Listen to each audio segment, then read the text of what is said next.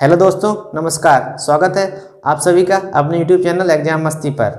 देखिए, आज से हम एक नई पहल शुरू करने जा रहे हैं, जिसके अंतर्गत हिंदी को हम टॉपिक बाय टॉपिक पढ़ने की कोशिश करेंगे। तो आज हमने सबसे पहले हिंदी के अंतर्गत एक बहुत ही महत्वपूर्ण टॉपिक को लिया है, जिसके अंतर्गत हम संज्ञा का अध्ययन करेंगे। तो आइए देखते हैं संज्ञा। संज्ञा किसे कहते हैं? तो देखिए, किसी वस्तु, स्थान, व्यक्ति या भाव के नाम को संज्ञा कहते हैं। किसी वस्तु, स्थान या व्यक्ति या भाव के नाम को संज्ञा कहते हैं। ठीक है, तो हमेशा आप ध्यान रखिएगा, किसी वस्तु, स्थान, व्यक्ति या भाव के नाम को संज्ञा कहते हैं। ठीक है, तो आप समझ गए होंगे। इसके बाद आगे बढ़ते हैं। संज्ञा के भेद की संज्ञा कितने प्रकार की होती है? तो देखिए, इसमें अगर उत्पत्ति के आधार पर देखेंगे तो इसके 3 भेद देखे जाते हैं। अगर अर्थ के आधार पर देखेंगे तो इसके 5 भेद माने जाते हैं। तो देखिए, उत्पत्ति के आधार पर, उत्पत्ति के आधार पर 3 भेद माने जाते हैं। सबसे पहला व्यक्तिवाचक,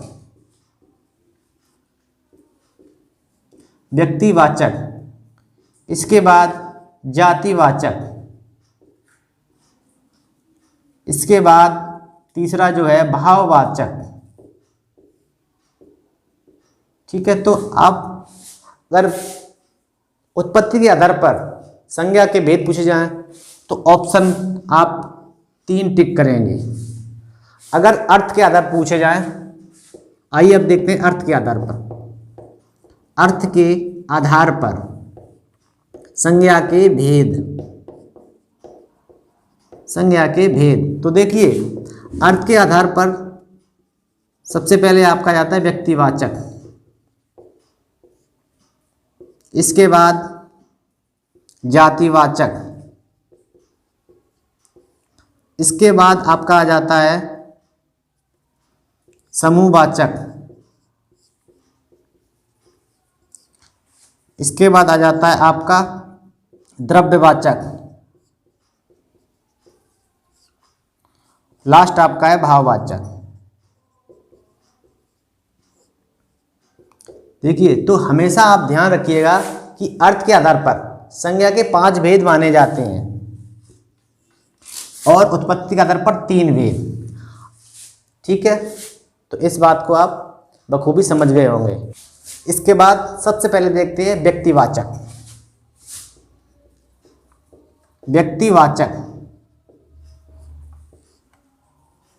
तो देखिए,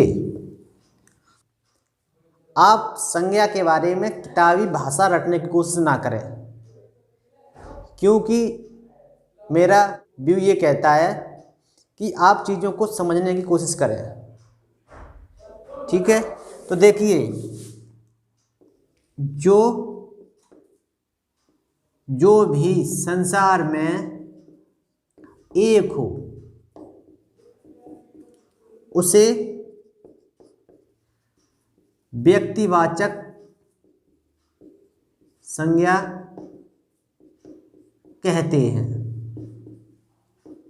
ठीक है, देखिए, जो भी संसार में एक हो उसे व्यक्तिवाचक संज्ञा कहते हैं। अब देख लेते हैं एग्जाम्पल, उदाहरण। देखिए, राम मतलब भगवान राम संसार में एक थे, तो इनको व्यक्तिवाचक संज्ञा के अंतर्गत रखा जाता है। इसके बाद देखते हैं सुदामा। भगवान कृष्ण के मित्र सुदामा संसार में एक थे, इसीलिए इनको व्यक्तिवाचक संज्ञा में रखा जाता है। ठीक है, आगे देखते हैं, जैसे गांधी जी। गांधी जी संसार में एक थे, इसीलिए इनको व्यक्तिवाचक संज्ञा में रखा जाता है। ठीक है, तो आप यहाँ से एग्जाम्पल के थ्रू समझ गए होंगे कि व्यक्तिवाचक संज्ञा किसे कहते हैं। इसके बाद आगे देखते हैं जातिवाचक संज्ञा।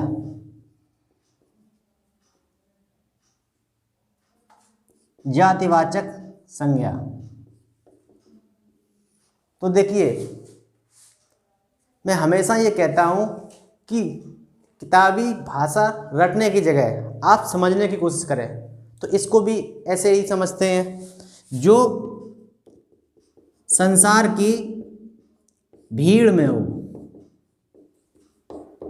भीड़ में हो, उसे जातिवाचक, उसे जातिवाचक संज्ञा कहते हैं। जातिवाचक संज्ञा कहते हैं। तो देखिए जो संसार की भीड़ मतलब समूह में हो उसे जातिवाचक संज्ञा कहते हैं। देखिए जैसे आप उदाहरण ले सकते हैं लेखक। देखिए लेखक बहुत सारे हो सकते हैं। अगर किसी लेखक का नाम ले लिया जाए तो वो व्यक्तिवाचक संज्ञा में चला जाएगा। अभी यहाँ लेखक की बात की गई है तो इसलिए यहाँ पर ये समूह के रूप में है। ठीक है, कई लेखकों का समूह है, कई लेखकों का समूह है, तो इस बात को आप ध्यान रखिएगा। और जो ये लेखक शब्द है ये आपका जातिवाचक संज्ञा माना जाएगा।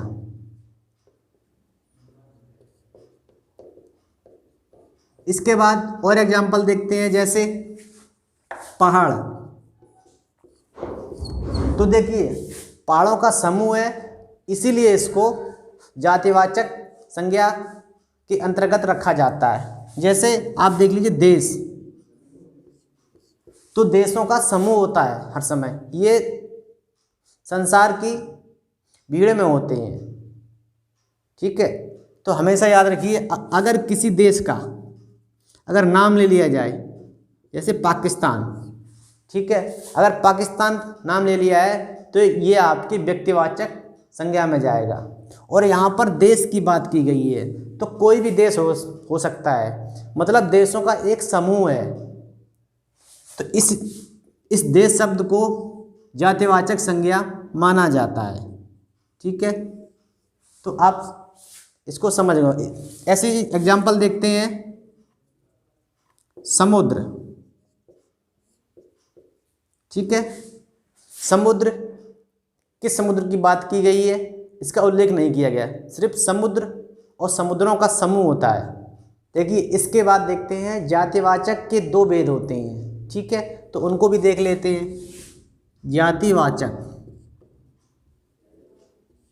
जातिवाचक के दो भेद होते हैं। ठीक है, कौन कौन से? एक समूहवाचक